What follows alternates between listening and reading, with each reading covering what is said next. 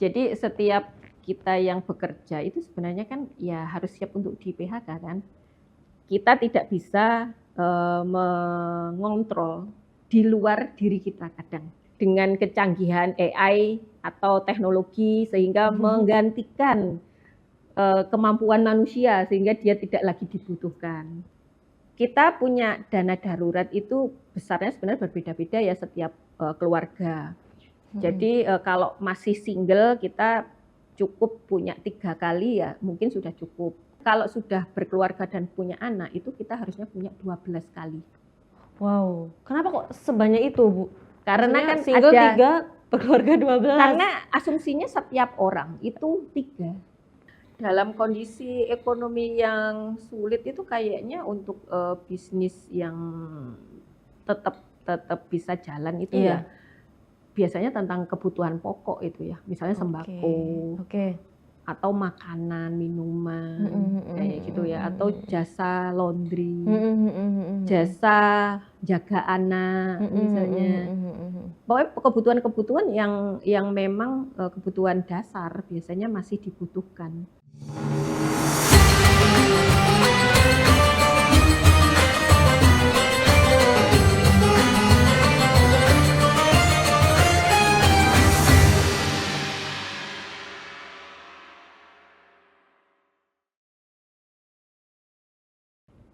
Assalamualaikum warahmatullahi wabarakatuh. Halo Tribuners, saya Titis. Hari ini studio Tribun Network sedang kedatangan perencana keuangan keluarga Ibu Mimin Susanto RFA.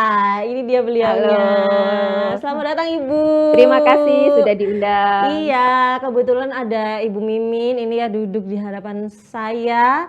Saya mau bertanya-tanya tentang beberapa peristiwa yang belakangan terjadi dan cukup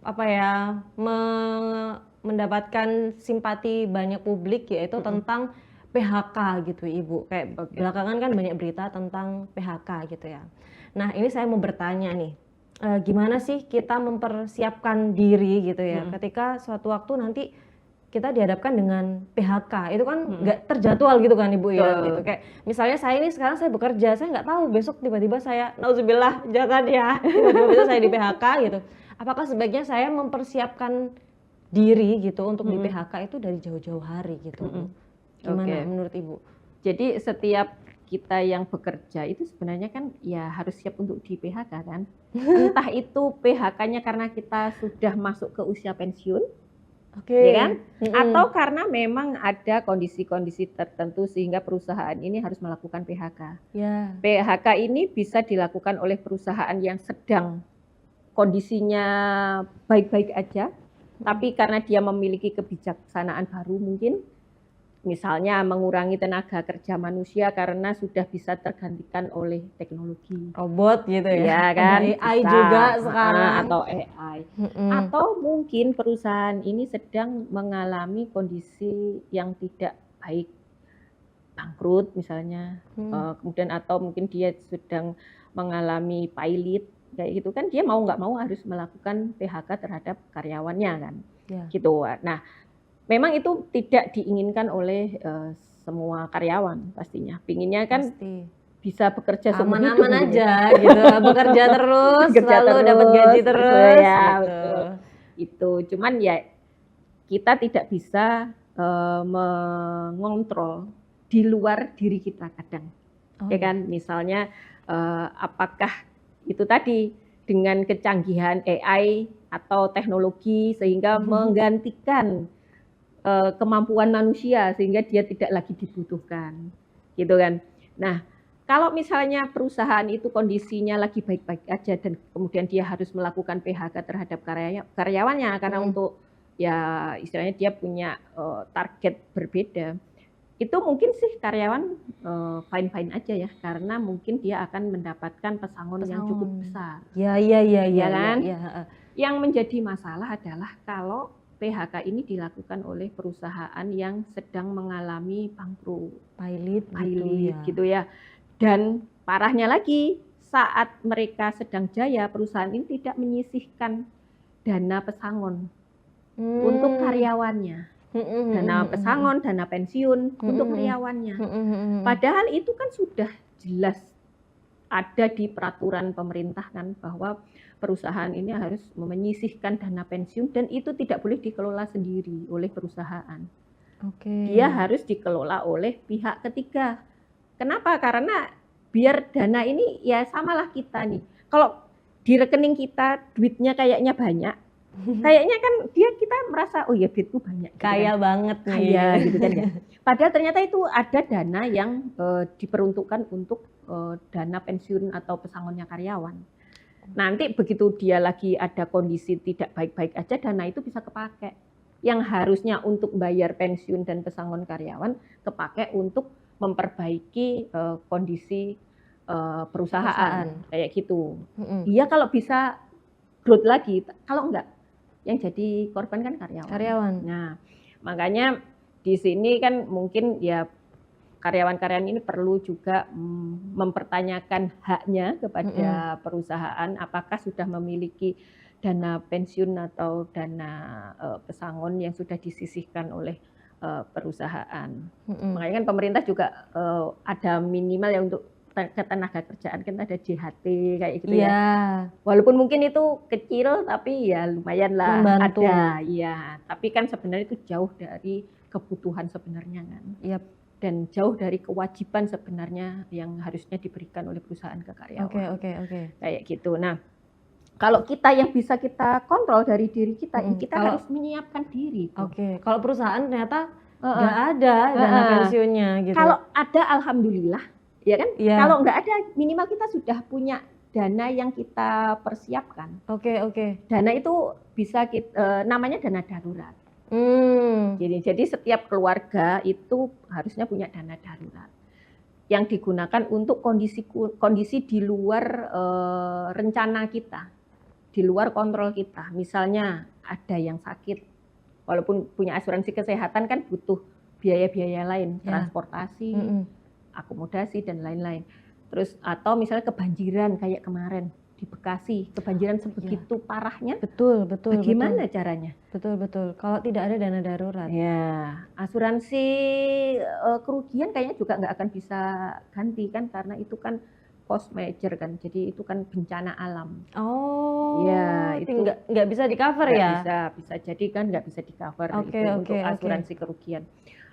Artinya kan untuk renovasi rumah, nggak usah renovasi rumah, bersih rumah yang sebegitu kotornya dengan lumpur dan lain-lain, perabot rumah tangga yang hilang atau rusak, itu kan mau nggak mau kita harus mulai dari awal, ya kita bisa pakai dana darurat. Atau kena PHK tadi. Kita punya dana darurat itu besarnya sebenarnya berbeda-beda ya setiap keluarga. Jadi kalau masih single kita cukup punya 3 kali ya mungkin sudah cukup 3 kali pengeluaran bulanan. Atau kalau mau penghasilan bulanan, gitu kan. Kemudian kalau sudah berkeluarga dan punya anak, itu kita harusnya punya 12 kali. Wow, kenapa kok sebanyak itu, Bu? Karena kan single ada 3, berkeluarga 12. Karena asumsinya setiap orang itu 3. Kalau ada suami, istri, dan anak, itu berarti 3 kali, anak rata-rata kan 2 ya. 3 kali 4, jadi 12. Sehingga kita bisa gunakan dana darurat itu ketika misalnya tiba-tiba kita kena pemutusan kerja dan ternyata perusahaan tidak memberikan pesangon yang layak, maka kita bisa menggunakan dana darurat untuk bertahan hidup sampai beberapa bulan ke depan, sampai kita bisa kembali ke kondisi normal. Kita apply kerja atau kita mencari misalnya bikin usaha sehingga sudah running kayak gitu kan, sehingga kita punya income lagi. Nah itu cara paling gampang yang bisa kita kontrol untuk manusia, masing-masing manusia. Karena mungkin yang perlu tak tekankan di sini ya, bahwa kita ini setiap orang ataupun setiap keluarga kita itu ibarat membangun sebuah rumah. Kita menjalani kehidupan itu ibarat kita membangun sebuah rumah. Kalau membangun rumah, yang pertama dibangun apa? Pondasinya kan. Jadi kita mau bangun pondasi. Pondasi itu mau sedalam dan sekuat apa, tergantung kita pengen bangun rumahnya itu Setinggi apa? setinggi apa, sekuat apa, semegah apa. Semakin megah, semakin tinggi ya, semakin dalam dan fondasinya. semakin kuat pondasinya kan. Iya. Pondasi ini itu satu, income. Oke. Ya kan? 2, dana darurat. Oke. Ketiga, asuransi. Asuransi ini, asuransi dasar itu asuransi jiwa, asuransi kesehatan sama penyakit kritis. Oke. Kayak gitu. Ini punya tugas masing-masing. Kalau yang kita bicarakan di sini adalah dana darurat tadi. Kalau terjadi ternyata ada PHK dan ternyata kita tidak mendapatkan hak kita sesuai seharusnya, maka kita bisa gunakan dana darurat dan segera move on loh. Entah kita mau cari kerja di tempat lain atau kita mau buka usaha. Iya. Gitu. Baik. Nah itu tuh kan tadi kalau udah cepat-cepat gitu ya, udah siap-siap, harus mempersiapkan diri kan ya ternyata, walaupun kita punya pekerjaan yang sepertinya ini settle gitu, tapi tetap harus ada gitu ya, kayak was-was dalam diri sendiri kalau sewaktu-waktu saya di PHK, saya udah siap gitu. Jadi saya harus punya dana darurat gitu ya. Tapi gimana kalau ternyata orang itu nggak kepikiran gitu Bu Mimin? Tapi tiba-tiba langsung hari itu di PHK gitu. Apa gitu yang bisa dia lakukan gitu untuk apa ya, mungkin mencari peluang pekerjaan baru atau apa yang bisa dimonetisasi gitu? Iya, karena memang kita tetap butuh menjalankan hidup ya. Iya. Kalau bukan kita juga masih ada pasangan, istri dan anak-anak kita kan. Oh iya. Artinya kita harus dapat move on. Yang perlu dilakukan pertama pasti memberesi dulu berkas yang ada di perusahaan lama. Kira-kira apa yang perlu, dan tentunya adalah kalau kita di PHK mungkin kita butuh surat apa itu kayak pengalaman kerja. Ya, surat pengalaman kerja atau apa aja lah gitu ya, kita urus sambil kita kemudian apply di tempat yang lain. Dan kita bisa memperbaiki CV kita, kurikulum vitae kita, dan kita kalau sekarang itu kan ada LinkedIn kan? Iya, ada. Nah, di LinkedIn mungkin kita mulai perbaiki lagi. Kalau kita sudah tidak bekerja di perusahaan A, mungkin kita kan bilang di situ kualifikasi kita apa, kita menginginkan pekerjaannya seperti apa. Siapa tahu nanti ada job seeker yang orang yang nyari gitu kan, headhunter atau apa yang nyari gitu kan sudah siap. Jadi ya kita harus segera move on saja gitu. Karena ya mungkin kalau di perusahaan lama itu ada beberapa kasus yang perlu diselesaikan, mungkin ya itu tadi pesangon tidak dibayarkan, ya itu sambil jalan. Mau gimana kalau dia memang sudah tidak mau sama kita, sama aja kan kayak gitu. Kayak orang pacaran toh. Iya. Yang satu udah nggak mau, masa kita mau ngeyel gitu ya. Aku nggak mau. Kan nggak mungkin kan. Jadi kita harus move pun on. Nggak dapat apa-apa gitu. Jadi harus betul. cepat-cepat move on. Iya, gitu ya. Tetap cepat move on.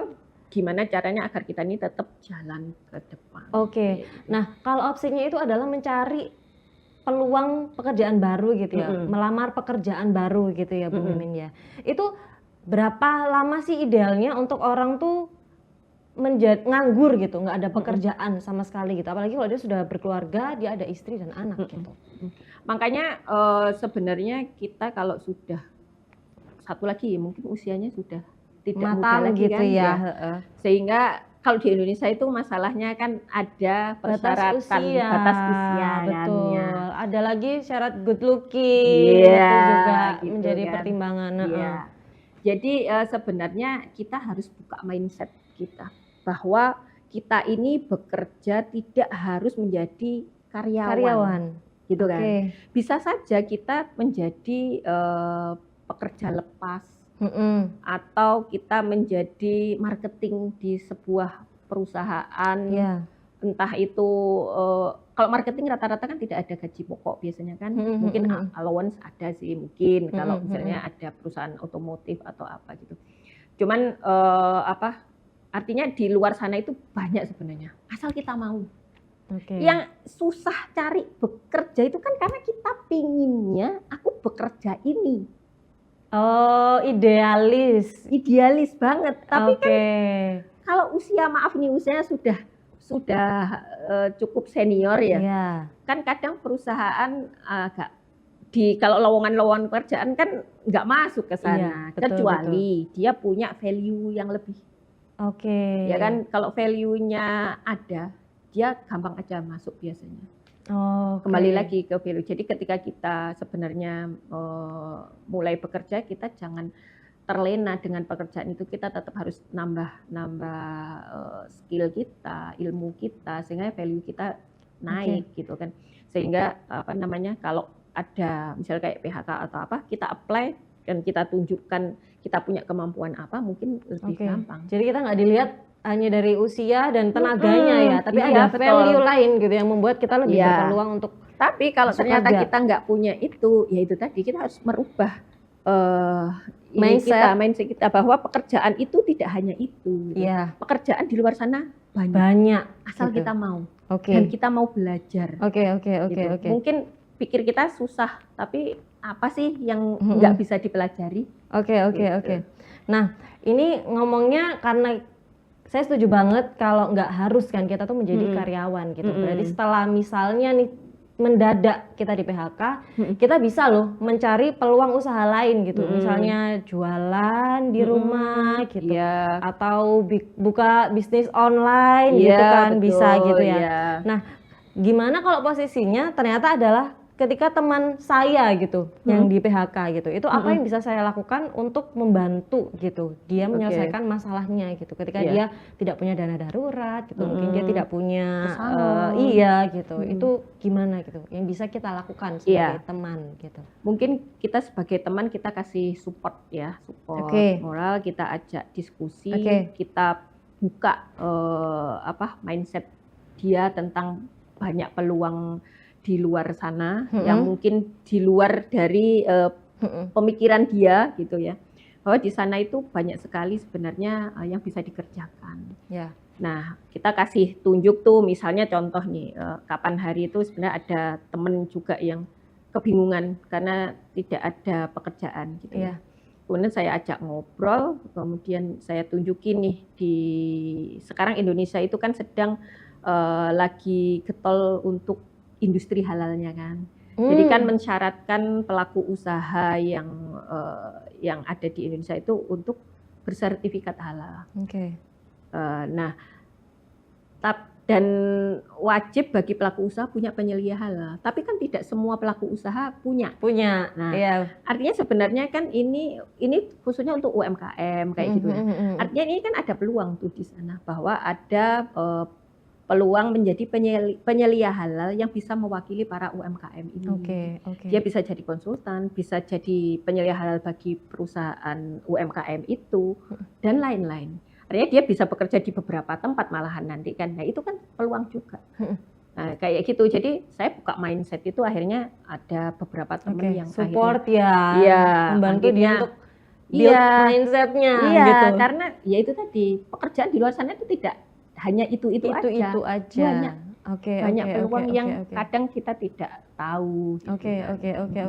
Nah, terus kalau Bu Mimin sendiri nih melihat tren sekarang, itu kan kalau saya kan merasanya daya beli itu sekarang menurun gitu Bu ya, karena sepertinya yang diberitakan kondisi ekonomi itu sedang tidak baik-baik saja gitu ya. Kalau menurut Bu Mimin ini ada nggak sih rekomendasi peluang usaha yang cuan gitu untuk teman-teman atau keluarga yang mendadak kena PHK gitu Bu Mimin? Iya, dalam kondisi ekonomi yang sulit itu kayaknya untuk bisnis yang tetap bisa jalan itu ya biasanya tentang kebutuhan pokok itu ya, misalnya sembako, atau makanan, minuman, kayak gitu ya, atau jasa laundry, jasa jaga anak misalnya. Pokoknya kebutuhan-kebutuhan yang memang kebutuhan dasar biasanya masih dibutuhkan. Dan kenapa misalnya contoh tadi kayak jaga anak, ya kan karena kebutuhannya semakin banyak, mungkin suami istri harus bekerja semua. Anak mau ditaruh di mana misalnya, dia butuh pengasuh anak misalnya gitu, atau penitipan anak, ya kan? Itu kan jadi bisnis penitipan anak masih bisa, laundry masih karena itu tadi dua-duanya bekerja, pakaian ini siapa yang ngurus gitu kan. Makanan karena nggak sempat masak bisa siapa yang masak, ya masak bisa setiap hari beli gitu ya. Itu hal-hal yang bisa kita lakukan bahkan dari modal yang kecil sekalipun masih bisa. Oke. Gitu. Tapi memungkinkan nggak sih Bu kalau memulai usaha dengan modal 0 rupiah gitu? Kan kayak ini kalau di sosmed kan banyak tuh digembar-gembar modal 0, nggak pakai modal gitu, untung besar gitu. Iya. Masuk akal nggak sih itu Bu Mimin? Sebenarnya kalau ngomong untung besar, saya nggak setuju ya. Karena kalau untung itu berarti kan ada modal, ada harga jual, selisihnya itu untung kan gitu kan ya. Iya. Tapi kalau modalnya 0 itu biasanya rata-rata jadi marketing. Atau kalau sekarang yang lagi marak itu kan jadi affiliate. Affiliate, oh ya iya, kan? iya. Jadi kan affiliate itu kan modalnya 0, jadi dia bisa share link. Ya affiliate dari beberapa perusahaan. Tinggal dia jadi konten kreator. Mungkin kan kalau kamu misalnya karena bisa dandan gitu kan ya, kamu kan bisa jadi affiliate-nya produk-produk make up atau skincare kayak gitu kan. Iya. Atau misalnya kerudung, baju dan lain-lain. Artinya dari ujung rambut sampai ujung kaki masih bisa digunakan untuk menjadi affiliate. Dan ternyata cukup besar penghasilannya seorang affiliate asal dia kreatif kayaknya. Kalau saya perhatikan kuncinya itu para affiliate itu karena dia kreatif. Bahkan kemarin aku lihat ada promo buku yang gimana caranya bikin konten sampai kata-kata apa. Oh banyak banget. Iya kan, kata-kata apa yang dipakai. Misalnya terus ya kayak gitu lah, ada tutorialnya. Oke. Dan itu kayaknya bisa dilakukan dari rumah. Iya. Itu membuktikan yang Ibu bilang tadi ya, pekerjaan tuh nggak cuma jadi karyawan, nggak main itu toh gitu. Ada banyak sekali pekerjaan. Karena perusahaan pun juga lagi struggle kan sekarang ini. Iya, banyak perusahaan struggle gitu ya. Oke, baik. Jadi kalau saya mendengarkan Bu Mimin tadi nih ya sepanjang pembicaraan itu, selain dana darurat kayaknya penting juga Bu ya kita mempersiapkan skill lain gitu ya. Selagi kita masih bekerja gitu ya. Betul. Artinya itu kita ini ketika masih masa produktif itu jangan lupa bahwa kita itu ada masa-masa tidak produktif atau masa-masa paceklik, ya kan? Nah, gimana caranya ya kita tidak terlena di zona nyaman. Kita harus tetap menambah ilmu, nambah skill dan lain-lain. Kemudian ingat bahwa kita harus menyisihkan dana untuk masa depan kita. Betul. Kayak gitu. Betul. Membangun dana darurat, beli asuransi dan lain-lain. Tapi apakah mungkin gitu Bu itu dilakukan juga ketika seseorang sudah berkeluarga gitu untuk menyiapkan skill lain selagi bekerja untuk mempersiapkan PHK gitu? Bisa. Sangat mungkin ya. Mungkin. Contohnya saya dulu itu kayaknya tipikal perempuan yang pinginnya begitu berumah tangga di rumah aja, ngurus rumah, ngurus anak, udah nggak mau mikir yang lain gitu kan. Itu cita-cita. Gitu kan. Tapi ternyata di tengah jalan kan ketika ada badai ekonomi, ternyata kan harus ikut bantu untuk perekonomian keluarga, sehingga harus ikut istilahnya mencari uang tambahan kan. Tapi dari situ kemudian aku berpikir bahwa berarti ada yang salah ini di pengelolaan keuangan saat itu ya, saat tahun berapa itu 2011-an ya. Sehingga kemudian aku beli buku, baca buku tentang keuangan, kemudian lihat bahwa ternyata banyak yang harus dibantu karena ternyata teman-teman banyak yang mengalami. Teman-teman di sekitar banyak. Terus setelah saya membaca buku itu kan saya tulis di blog kayak gitu, banyak yang kasih feedback gitu kan ya. Akhirnya saya ikut training perencanaan keuangan dari level paling bawah sampai advance kayak gitu. Keren. Dan dari situ saya kan mulainya nulis. Jadi ilmu yang saya dapat saya tulis, ilmu yang saya dapat saya tulis gitu ya. Nah itu ternyata kemudian membuat ada wartawan majalah online waktu itu untuk wawancara. Dan momennya pas Lebaran. Saya paling ingat itu wawancara pertama itu pas Lebaran. Mau Lebaran jadi pas Ramadan gini. Berkah Ramadan ya. Jadi gimana caranya? Awalnya bisa nggak ya saya gitu kan.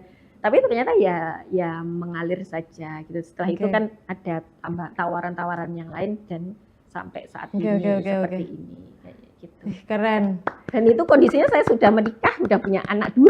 Gitu. Oke. Jadi kuncinya kayaknya tuh move on itu tadi ya, Bu ya. Nggak stuck di situ dan tidak idealis kayak jangan meratapi. Oke. Itu ya kuncinya berarti ya. Baik, terima kasih Bu Mimin untuk saran dan masukannya. Tadi juga ada rekomendasi untuk apa sih yang harus kita lakukan kalau kita mendadak di PHK gitu. Dan semoga teman-teman yang mengalami kejadian tidak menyenangkan ini segera dapat pekerjaan baru gitu ya Bu Mimin. Amin ya rabbal alamin. Dan teman-teman yang sekarang masih bekerja juga nggak boleh leha-leha ya Bu Mimin ya. Betul. Harus bersiap-siap menghadapi suatu saat kita harus berhenti bekerja gitu. Gimana cara bersiap menghadapinya? Nonton makanya ya, dilihat dari awal sampai akhir ini tadi. Baik, terima kasih Bu Mimin. Sama-sama. Terus terima kasih juga Tribuners yang sudah nonton. Semoga perbincangan Titis dan Bu Mimin hari ini bermanfaat juga buat Tribuners di rumah. Dan sampai ketemu lagi untuk topik membahas keuangan yang lainnya bersama dengan Bu Mimin dan Titis tentunya di Tribun Network. Terima kasih, dadah. Sampai ketemu lagi.